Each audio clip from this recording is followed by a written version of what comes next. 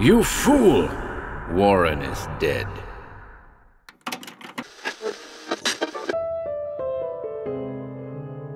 Welcome to HorrorBabble.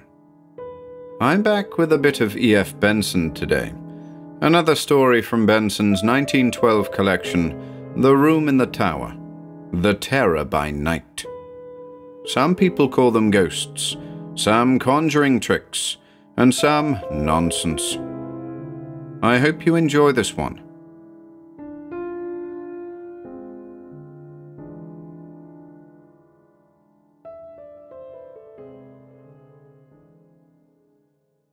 The Terror by Night by E.F. Benson.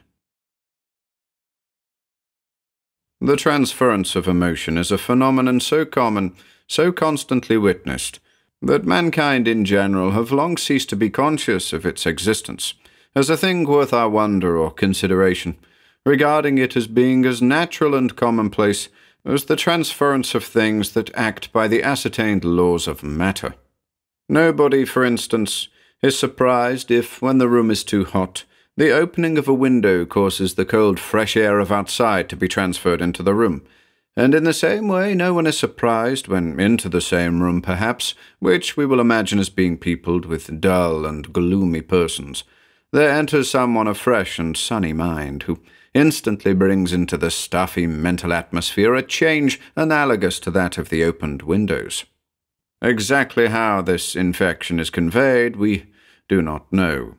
Considering the wireless wonders that act by material laws, which are already beginning to lose their wonder now that we have our newspaper brought as a matter of course every morning in mid-Atlantic, it would not perhaps be rash to conjecture that in some subtle and occult way the transference of emotion is in reality material too.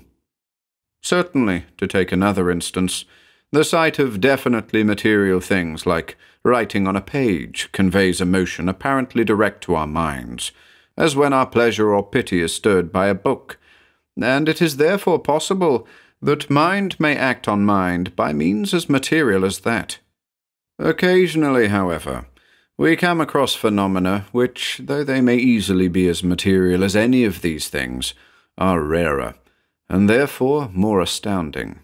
Some people call them ghosts, some conjuring tricks, and some nonsense. It seems simpler to group them under the head of transferred emotions, and they may appeal to any of the senses. Some ghosts are seen, some heard, some felt, and though I know of no instance of a ghost being tasted, yet it will seem in the following pages that these occult phenomena may appeal at any rate to the senses that perceive heat, cold, or smell. For, to take the analogy of wireless telegraphy, we are all of us probably receivers to some extent, and catch now and then a message or part of a message that the eternal waves of emotion are ceaselessly shouting aloud to those who have ears to hear, and materializing themselves for those who have eyes to see. Not being, as a rule, perfectly tuned, we grasp but pieces and fragments of such messages, a few coherent words, it may be, or a few words which seem to have no sense. The following story, however, to my mind is interesting, because it shows how different pieces of what no doubt was one message were received and recorded by several different people simultaneously. 10 years have elapsed since the events recorded took place, but they were written down at the time. Jack Lorimer and I were very old friends before he married, and his marriage to a first cousin of mine did not make, as so often happens, a slackening in our intimacy. Within a few months after, it was found out that his wife had consumption, and without any loss of time, she was sent off to Davos, with her sister to look after her. The disease had evidently been detected at a very early stage, and there was excellent ground for hoping that with proper care and strict regime, she would be cured by the life-giving frosts of that wonderful valley. The two had gone out in the November of which I am speaking, and Jack and I joined them for a month at Christmas, and found that week after week she was steadily and quickly gaining ground. We had to be back in town by the end of January, but it was settled that Ida should remain out with her sister for a week or two more. They both, I remember, came down to the station to see us off, and I am not likely to forget the last words that passed. "Oh, don't look so woebegone, Jack," his wife had said. "You'll see me again before long." Then the fussy little mountain engine squeaked, as a puppy squeaks when its toe is trodden on, and we puffed our way up the pass. London was in its usual desperate February plight when we got back, full of fogs and stillborn frosts that seemed to produce a cold far more bitter than the piercing temperature of those sunny altitudes from which we had come. We both, I think, felt rather lonely, and even before we had got to our journey's end, we had settled that for the present it was ridiculous that we should keep open 2 houses, when one would suffice, and would also be far more cheerful for us both. So, as we both lived in almost identical houses in the same street in Chelsea, we decided to live in the house which the coin indicated.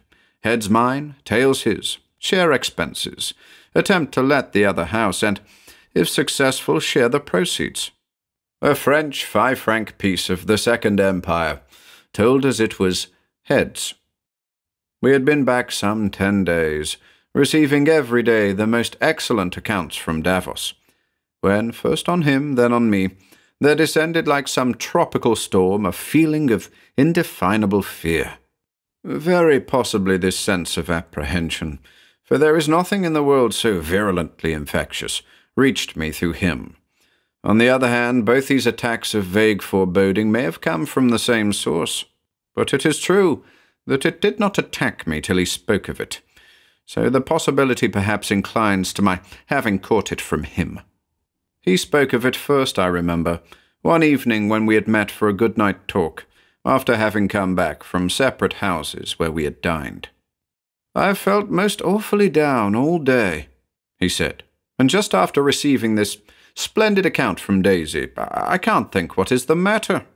He poured himself out some whiskey and soda as he spoke. "Oh, touch of liver," I said. "I shouldn't drink that if I were you. Give it me instead." "I was never better in my life," he said. I was opening letters as we talked, and came across one from the house agent, which, with trembling eagerness, I read. "Hurrah!" I cried. "Offer of 5 guineas. Why can't he write it in proper English? 5 guineas a week till Easter for number 31. We shall roll in guineas." "Oh, but I can't stop here till Easter," he said. "I don't see why not. Nor, by the way, does Daisy. I heard from her this morning, and she told me to persuade you to stop. That's to say, if you like. It really is more cheerful for you here. I forgot, you were telling me something." The glorious news about the weekly guineas did not cheer him up in the least. "Thanks awfully. Of course I'll stop." He moved up and down the room once or twice. "No, it's not me that is wrong," he said. "It's it, whatever it is, the terror by night, which you are commanded not to be afraid of," I remarked. "I know, it's easy commanding. I'm frightened. Something's coming." 5 guineas a week are coming," I said. "I shan't sit up and be infected by your fears. All that matters, Davos, is going as well as it can. What was the last report? Incredibly better. Take that to bed with you." The infection, if infection it was, did not take hold of me then, for I remember going to sleep feeling quite cheerful, but I awoke in some dark, still hour, and it, the terror by night, had come while I slept. Fear and misgiving, blind, unreasonable, and paralyzing, had taken and gripped me. What was it? Just as by an aneroid we can foretell the approach of storm, so by this sinking of the spirit, unlike anything I had ever felt before, I felt sure that disaster of some sort was presaged. Jack saw it at once when we met at breakfast next morning, in the brown, haggard light of a foggy day, not dark enough for candles, but dismal beyond all telling. "So it has come to you, too," he said.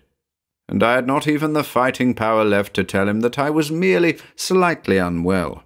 Besides, never in my life had I felt better. All next day, all the day after, that fear lay like a black cloak over my mind. I did not know what I dreaded, but it was something very acute, something that was very near. It was coming nearer every moment, spreading like a pall of clouds over the sky. But on the third day, after miserably cowering under it, I suppose some sort of courage came back to me. Either this was pure imagination, some trick of disordered nerves or what-not, in which case we were both disquieting ourselves in vain, or from the immeasurable waves of emotion that beat upon the minds of men, something within both of us had caught a current, a pressure. In either case it was infinitely better to try, however ineffectively, to stand up against it.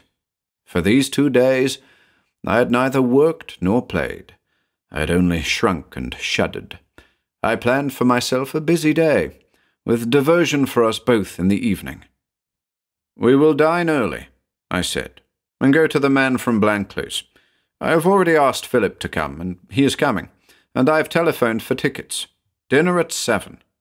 Philip, I may remark, is an old friend of ours, neighbour in this street, and by profession a much-respected doctor." Jack laid down his paper. "Yes, I expect you're right," he said. "It's no use doing nothing. It doesn't help things. Did you sleep well?"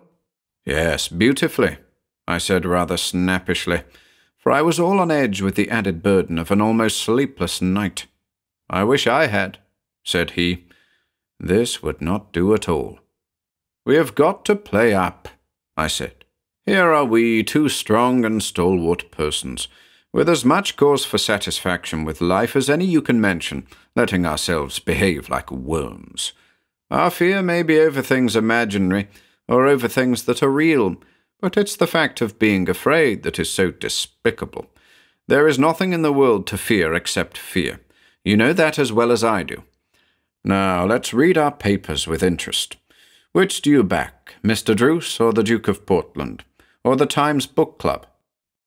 That day, therefore, passed very busily for me, and there were enough events moving in front of that black background, which I was conscious was there all the time, to enable me to keep my eyes away from it, and I was detained rather late at the office, and had to drive back to Chelsea, in order to be in time to dress for dinner, instead of walking back as I had intended. Then the message, which for these 3 days had been twittering in our minds, the receivers, just making them quiver and rattle, came through. I found Jack already dressed, since it was within a minute or 2 of 7 when I got in, and sitting in the drawing-room.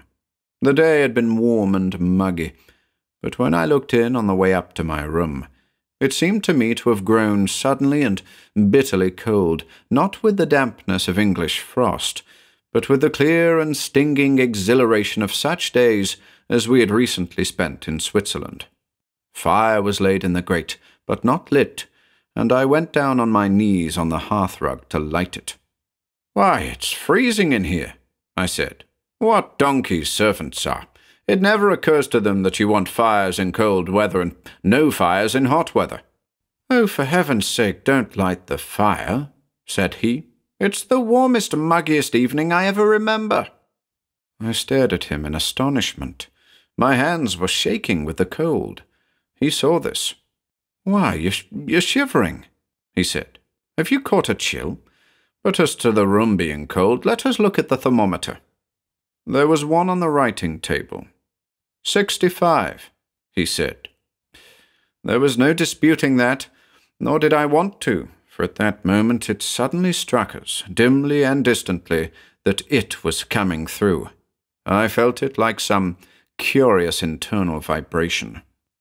"Hot or cold, I must go and dress," I said, still shivering, but feeling as if I was breathing some rarefied, exhilarating air. I went up to my room. My clothes were already laid out, but by an oversight no hot water had been brought up, and I rang for my man. He came up almost at once, but he looked scared, or to my already startled senses he appeared so. "What's the matter?" I asked. "Nothing, sir," he said, and he could hardly articulate the words. "I thought you rang." "Yes, hot water, but what's the matter?" He shifted from one foot to the other. "I thought I saw a lady on the stairs," he said, "coming up close behind me, and the front doorbell hadn't rung, that I heard." "Where did you think you saw her?" I asked. "On the stairs, then on the landing outside the drawing-room door, sir," he said. "She stood there as if she didn't know whether to go in or not." One of the servants," I said, but again I felt that it was coming through. "No, sir, it was none of the servants," he said. "Who was it, then?" "Couldn't see distinctly, sir. It was dim-like, but I thought it was Mrs. Lorimer." "Oh, go and get me some hot water," I said. But he lingered. He was quite clearly frightened. At this moment the front doorbell rang. It was just 7, and already Philip had come with brutal punctuality, while I was not yet half-dressed. "That's Dr. Enderley," I said. "Perhaps if he is on the stairs you may be able to pass the place where you saw the lady." Then, quite suddenly, there rang through the house a scream, so terrible, so appalling in its agony and supreme terror, that I simply stood still and shuddered, unable to move. Then, by an effort so violent that I felt as if something must break, I recalled the power of motion and ran downstairs, my man at my heels, to meet Philip, who was running up from the ground floor. He had heard it too. "What's the matter?" he said. "What was that?" Together, we went into the drawing-room. Jack was lying in front of the fireplace, with the chair in which he had been sitting a few minutes before overturned. Philip went straight to him and bent over him, tearing open his white shirt. "Open all the windows," he said. "The place reeks." We flung open the windows, and there poured in, so it seemed to me, a stream of hot air into the bitter cold. Eventually, Philip got up. "He is dead," he said. "Keep the windows open. The place is still thick with chloroform." Gradually, to my sense, the room got warmer. To Philip's, the drug-laden atmosphere dispersed. But neither my servant nor I had smelt anything at all. A couple of hours later, there came a telegram from Davos for me. It was to tell me to break the news of Daisy's death to Jack, and was sent by her sister. She supposed he would come out immediately, but he had been gone 2 hours now. I left for Davos next day, and learned what had happened. Daisy had been suffering for 3 days from a little abscess which had to be opened, and though the operation was of the slightest, she had been so nervous about it that the doctor gave her chloroform. She made a good recovery from the anesthetic, but an hour later had a sudden attack of syncope, and had died that night at a few minutes before 8, by Central European time, corresponding to 7 in English time. She had insisted that Jack should be told nothing about this little operation till it was over, since the matter was quite unconnected with her general health, and she did not wish to cause him needless anxiety. And there the story ends. To my servant there came the sight of a woman outside the drawing-room door, where Jack was, hesitating about her entrance, at the moment when Daisy's soul hovered between the two worlds. To me there came, I do not think it is fanciful to suppose this, the keen, exhilarating cold of Davos. To Philip there came the fumes of chloroform, and to Jack, I must suppose, came his wife. So he joined her.